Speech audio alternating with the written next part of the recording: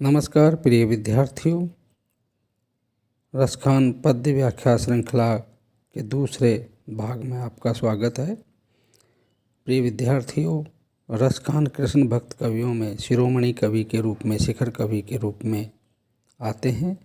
उनकी भक्ति बहुत ही माधुर्य भाव की है, मतलब उसमें शब्दावली में माधुर्यपन का गुण कूट कूट कर भरा हुआ है। उनकी भक्ति एक इस तरह के सरस भाव को लिए हुए है कि वो अपने इष्ट को किसी भी रूप में प्राप्त करना चाहते हैं और उनकी तमाम जो वस्तुएं हैं वहाँ तक भी कवि की दृष्टि जाती है। और अगला जो पद्य है वो कुछ इस तरह से है। या लकटी अरे कामरिया पर राज तिहु पुर को तज डारो, आठौ सिद्धि नवो निधि को सुख, नंद की गाय चराए विसारो।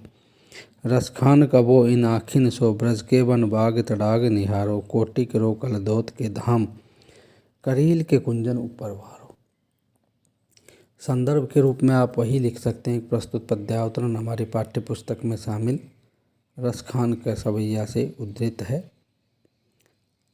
व्याख्या हम इस तरह से कर रहे हैं। कवि क्या कहते हैं कि या लकुटी और कामरिया पर, लकटी माने लकड़ी, लकड़ी जो कृष्ण हाँकते थे अपने उन गायों को।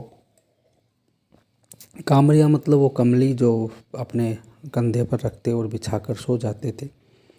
इन दोनों वस्तुओं पर मैं अपने तीनों लोक का, अगर मुझे कोई 3 लोक का शासन राज्य देना चाहे तो मैं तीनों लोक के शासन राज्य को भुला दूंगा, तज दूंगा, और मैं लकड़ी और उस कमली पर पूरा जो है उसको वो मुझे चाहिए, वो चीज़ मुझे नहीं चाहिए। वो कहते हैं कि 8 सिद्धि 9 निधि, अगर कोई मुझे 8 सिद्धि और 9 निधि का सुख है वो बहुत महत्वपूर्ण है, वो भी मुझे नहीं चाहिए। मुझे तो अगर कोई कहे कि अगर नंद की गाय के बीच में चरने के लिए कहे और उनको चराने के लिए कोई बात कहे तो उसके लिए मैं विस्मित कर दूंगा, न 8 सिद्धि चाहिए न निधि चाहिए। रसखान कहते हैं कि वो दृश्य मुझे कब दिखाई देगा कि रसखान कबो इन आँखों से ब्रज के वन बाग तड़ाग ने, वो मुझे कब समय मिलेगा कि जब मैं ब्रज के वन बाग और वो स्थिति को देख पाऊँ जब कृष्ण वहाँ थे। और अंत में कवि बहुत महत्वपूर्ण बात कहते हैं कि आज के आधुनिक और आर्थिक युग में तो ये बिल्कुल सटीक बैठती है कि यहाँ पर केवल आर्थिक मूल्य ही सर्वोपरि होता जा रहा है।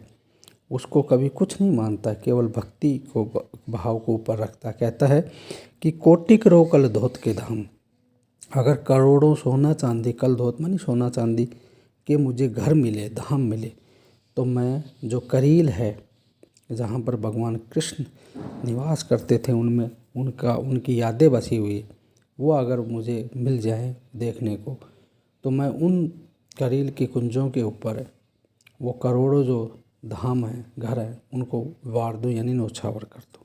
तो इस तरह से ये भाषा वही टिप्पणी के रूप में, विशेष के रूप में लिख सकते हैं। ब्रज है, माधुर्य गुण है, भक्ति रस है, सवैया छंद है, ये तमाम बातें हम इसमें लिख सकते हैं। बहुत प्रचलित सवैया है, पहले से ही कक्षाओं में आता रहा है, इसलिए मैं इस पर बहुत अधिक विश्लेषण विवेचन नहीं कर रहा हूँ। धन्यवाद।